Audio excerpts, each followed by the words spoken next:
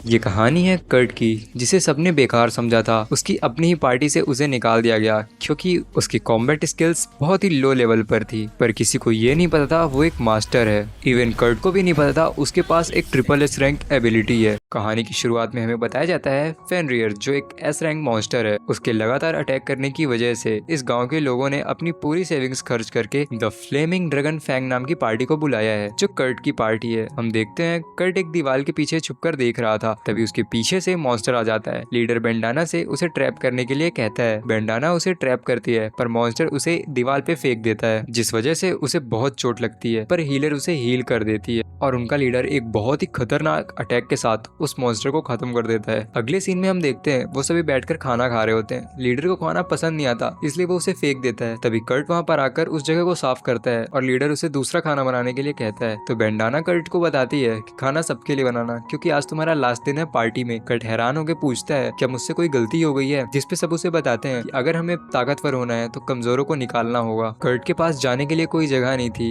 Town में चलते चलते वो एक वर्क स्टेशन के पास आता है, इसी उम्मीद में कि शायद उसे कोई जॉब मिल जाए। जैसे ही वो एंटर करता है तो वहाँ की अटेंडेंट की एंट्री से ही कर्ट को ऑलमोस्ट हार्ट अटैक आ गया था। इसके बाद क्रिशल, जो अटेंडेंट थी, वो कर्ट से उसके डिटेल्स के बारे में पूछती है, जिसपे कर्ट बताता है मेरा नाम कर्ट रोकन्स है और मैं 15 साल का हूँ। फिर वो कर्ट के रेसिडेंस के बारे में पूछती है, जिसपे कर्ट उसका रिप्लाई करता है मैं हॉस्ट नाम के विलेज से आता हूँ, जो कि शीन माउंटेन पर है। तो क्रिशल सरप्राइज होकर बोलती है मुझे लगा नहीं था इतनी दूर भी कोई विलेज होगा। फिर वो कर्ट से उसके पिछले काम के बारे में पूछती है, जिसपे कर्ट उसे बताता है कि मैं the flaming dragon fang party के लिए हाउसकीपिंग का काम करता था। जिसपे क्रिशल हैरान होकर पूछती है वही पार्टी जो अभी अभी डबल एस रैंक पर प्रमोट हुई है। तो कर्ट उसे बताता है हाँ, मुझे निकालते ही। फिर वो उसे बताती है कि ये इन्फॉर्मेशन तुम्हारे रिज्यूमे में बहुत हेल्प करेगी जॉब ढूंढने के लिए, और उसे एप्टीट्यूड टेस्ट देने के लिए कहती है, जिसे सुनकर कर्ट सोच रहा होता है कि मेरी रैंक ए या उससे ऊपर की हो तो बहुत ही मजा आ जाएगा। पर जब वो अपनी रैंक देखता है तो उसके सारे ही स्टैट्स जी पर थे। क्रिशल उससे निराश ना होने के लिए बोलती है और एक सैंडबैग की तरफ इशारा करती है और उसे उठाने के लिए कहती है। कर्ट उसे उठाता है और नोटिस करता है इसे उठाने के लिए उसकी माना यूज हो रही है, और जैसे ही वो उन सैंडबैग्स को उठाता है वो उसे बहुत ही ज्यादा भारी लग रहे होते हैं। तभी क्रिशल कहती है तुम शायद से कंस्ट्रक्शन वर्क कर सकते हो, और बताती है फ्रंटियर टाउन में वॉल रिपेयर का काम चल रहा है और उन्हें टेम्परेरी लेबर्स की जरूरत है, मैं वहाँ बात करके बताती हूँ। अगले सीन में हम देखते हैं कर्ट काम के लिए आ गया है और इस बंदे को कर्ट की पर्सनैलिटी देख के लग नहीं रहा था कि काम कर लेगा। फिर वो कर्ट को पूरा काम समझा के कहता है मैं 3 घंटे के बाद आऊंगा, और कर्ट भी अपने पूरे काम में लग जाता है। जब वो 3 घंटे बाद आकर देखता है तो हैरान हो जाता है, क्योंकि इन 3 घंटों में ही कर्ट ने वेस्टर्न वॉल को 1/3 हिस्सा कवर कर लिया था। और वो कर्ट को उसके काम की पेमेंट देकर वहां से चला जाता है और उसे कल आने के लिए कहता है। अगले दिन हम देखते हैं लोग ये देखकर हैरान हो गए थे कि सिर्फ एक ही दिन में नॉर्दर्न और वेस्टर्न वॉल को कंप्लीट कर दिया गया है। अगले सीन में हम देखते हैं कि कर्ट ने इस जॉब से भी हाथ धो दिया, जिसका रीजन हमें बताया जाता है कि वो जिस स्पीड से काम करता है वो डबल या ट्रिपल एस रैंक की है, और इस काम से जो पुअर हैं उनकी हेल्प होती है उनके डेली खर्च को चलाने के लिए। अगर उसे यहाँ पर रखा गया तो उन्हें और लोगों की नीड ही नहीं होगी काम करने के लिए। कर्ट वापस से वर्क स्टेशन पर आ जाता है और क्रिशल से बात कर रहा होता है। तभी उन दोनों को एक लेडी की आवाज आती है, जो कि दूसरी अटेंडेंट से किसी चीज के बारे में पूछ रही थी। क्रिशल वहाँ पर जाती है और पूछती है यहाँ पर क्या हुआ, जिसपे दूसरी अटेंडेंट बताती है इन्हें एक माइनर की जरूरत है और इनके पास एडवांस भी नहीं है। जिसपे क्रिशल उससे बताती है आप अपनी लैंड के लिए पहले एक इन्वेस्टर ढूंढ लीजिए, बाद में एक माइनर को। जिसपे वो बताती है कि अगर मैंने टाइम पे टैक्स नहीं दिया तो वो माउंटेन मुझसे छीन लिया जाएगा। तभी वहाँ पर कर्ट आता है और कहता है मैं आपके साथ माइनर का काम करने के लिए रेडी हूँ। मैंने अपने टाउन में बहुत सी माइंस में काम किया है, जिससे मुझे इस चीज का एक्सपीरियंस भी है। वो कहती है मैं एक बच्चे को तो अपने साथ नहीं ले जाने वाली, मुझे एक ऐसा पर्सन चाहिए जो थोड़ा मस्कुलर है और इस काम को कर सके। तो क्रिशल उसे बताती है कि इस काम के लिए पैसे लगेंगे, जिसपे वो हार मान के कर्ट को अपने साथ ले जाने के लिए तैयार हो जाती है। कर्ट और वो उसके बाद वहाँ से चले जाते हैं। कर्ट के जाने के बाद क्रिशल कर्ट के ख्यालों में खो गई थी। तभी दूसरे अटेंडेंट उसे बुलाती है और उसे कर्ट के नाम का चेक देती है, जिसमें उसके पिछले काम की पेमेंट थी। और भाई उसको पिछले काम की पेमेंट मिली थी 200 गोल्ड कॉइंस, जिसे देखकर क्रिशल शॉक हो जाती है और जाकर उन्हीं सैंडबैग्स पर गिरती है और पूछती है ये सैंडबैग्स यहाँ क्या कर रहे हैं। जिसपे दूसरी अटेंडेंट उसे बताती है ये सैंडबैग्स नहीं है, ये एक माना मीजर टूल है, जिसके पास जितना ज्यादा माना होगा ये बैग्स उतने ज्यादा भारी हो जाएंगे, और ये एक नॉर्मल पर्सन पे काम नहीं करते हैं। फिर वो क्रिशल को इन बैग्स को हटाने के लिए कहती है। क्रिशल जैसे ही उन्हें उठाती है तो उसे ये बैग्स बहुत ही ज्यादा लाइट लग रहे थे। फिर वो कहती है इन्हें तो भारी होना चाहिए था, क्योंकि जब कर्ट ने इन्हें उठाया था तब तो ये बहुत ही ज्यादा हैवी थे। इधर हम देखते हैं कर्ट और यूलिशिया एक जगह पर आ चुके हैं। यूलिशिया बताती है कि आज हम यहीं रुकने वाले हैं। तो कर्ट पूछता है क्या मैं एक क्यूट लड़की के साथ एक ही टेंट में सोने वाला हूँ, जिसपे यूलिशिया थोड़ा शर्माते हुए उसे बताती है कि मैं 10 साल की एज से एडवेंचर कर रही हूँ, तो मेरे क्यूट होने का तो सवाल ही नहीं होता, और उसे खाने के लिए देती है, जिसे देखकर कर्ट पूछता है क्या ये तुमने बनाया है, ये बहुत ही स्पेशल है। तो यूलिशिया उसे कहती है अगर तुम बॉईल करने को खाना बनाना कहते हो तो हाँ ये मैंने ही बनाया है और इसमें स्पेशल जैसा तो कुछ नहीं है। तो वो कहता है बहुत ही ज्यादा टाइम हो गया है जब किसी ने मेरे लिए कुछ बनाया हो, तो ये मेरे लिए स्पेशल है। फिर हम देखते हैं रात में कर्ट को नींद नहीं आ रही होती है। जैसे वो पीछे घूमता है तो भाई उसके तो होश ही उड़ जाते हैं और वो चुपचाप अपना बोरिया बिस्तर लेके बाहर आ जाता है। इधर हम देखते हैं यूलिशिया जग रही थी और वो कहती है कि कर्ट एक जेंटलमैन और एक एडोरेबल पर्सन है। फिर वो खुद को समझाती है एडोरेबल नहीं भाई। अगली सुबह हम देखते हैं कर्ट बाहर ही सो रहा था। यूलिशिया बाहर आती है और वो अपनी शर्ट की तरफ देखती है तो वो नोटिस करती है जो बटन उसका टूट गया था उसे अब ठीक कर दिया गया है। तभी कर्ट की नींद खुल जाती है और वो उससे पूछता है क्या तुमने वो जगह देख ली जहाँ पर हमें काम करना है। तो यूलिशिया उसे बताती है कि अभी तो नहीं, पर हम काम करने के साथ उसे देख लेंगे। तो कर्ट उसे कहता है कि मैं काम करने से पहले एक बार इंस्पेक्शन करना चाहता हूँ, जिसपे यूलिशिया मान जाती है।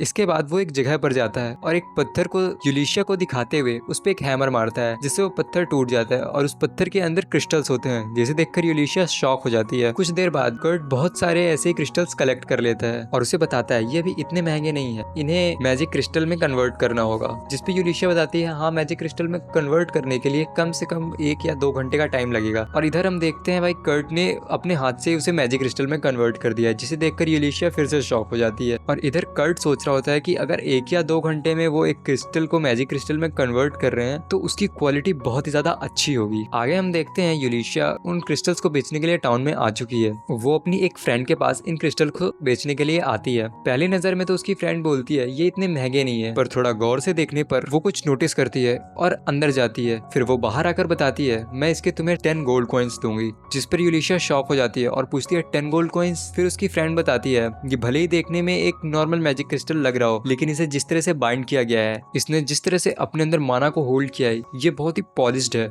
ये बहुत ही पॉलिश्ड और बैलेंस्ड है, इसीलिए इतनी कम शाइन दे रहा है। जिसपे यूलिशिया उसे बताती है कि ऐसे 49 और उसके पास पड़े हैं। फिर उसकी फ्रेंड उसे 500 गोल्ड कॉइन्स देती है और उसे बोलती है मैं सिर्फ एक कंडीशन पे ये डील करूंगी। पहली कंडीशन तुम ये क्रिस्टल सिर्फ मेरे साथ ट्रेड करोगी, और दूसरा वो उस पर्सन की इन्फॉर्मेशन के बारे में पूछती है जिसने इस मैजिक क्रिस्टल को बनाया है। जिसपे यूलिशिया मना कर देती है कि वो उसकी आइडेंटिटी को रिवील नहीं कर सकती। जिसपे उसकी फ्रेंड कहती है कि एक रॉयल मेज को इतनी पावर है कि वो एक रॉयल एडवेंचर से क्वेश्चन कर सके। जिसपे यूलिशिया बोलती है कि अब मैं एक रॉयल एडवेंचर नहीं हूँ। इसके बाद उसकी फ्रेंड भी मान जाती है और कहती है ये जो भी पर्सन है इसे अब तक तो बहुत फेमस होना चाहिए था, तुम बहुत ही गलत कर रही हो इसकी इस एबिलिटी को छुपा कर। पर उसे ये बात बता देना कि हम उसके साथ और भी ज्यादा ट्रेड करना चाहते हैं, और उसे डायरेक्टर की पोस्ट का भी ऑफर करती है। ये सारी बातें सुनकर यूलिशिया बाहर आकर सोचती है ये सब क्या हो रहा है भाई। फिर वो वर्क स्टेशन जाती है और वर्क स्टेशन में जाते ही यूलिशिया और क्रिशल एक दूसरे से एक ही साथ कर्ट के बारे में पूछते हैं। क्रिशल कहती है मैं रूल्स की वजह से ये इन्फॉर्मेशन नहीं लीक कर सकती। तभी यूलिशिया अपना रॉयल एडवेंचर का बैच दिखाती है, जिसे देखकर वो कर्ट की इन्फॉर्मेशन उसके साथ शेयर कर देती है। कर्ट के फॉर्म की डिटेल्स में उसे पता चलता है कि उसने द फ्लेमिंग ड्रैगन फैंग नाम की पार्टी के लिए काम किया है, जो कि अभी डबल रैंक पर है। और पिछले काम की पेमेंट को देख के यूलिशिया शॉक हो जाती है। इसके बाद यूलिशिया क्रिशल को 499 गोल्ड कॉइंस देते हुए कहती है कि इसे कर्ट के अकाउंट में डिपॉजिट कर देना। अगली सुबह हम देखते हैं क्रिशल वापस उसी जगह पर आ चुकी है और वो ये देखकर हैरान हो जाती है कर्ट ने एक रात में पूरा का पूरा वुडन हाउस खड़ा कर दिया। और कर्ट कैजुअली उससे कहता है कि अक्सर लोग तो ऐसा करते ही रहते हैं। जिसपे यूलिशिया उसको देखकर सोच रही होती है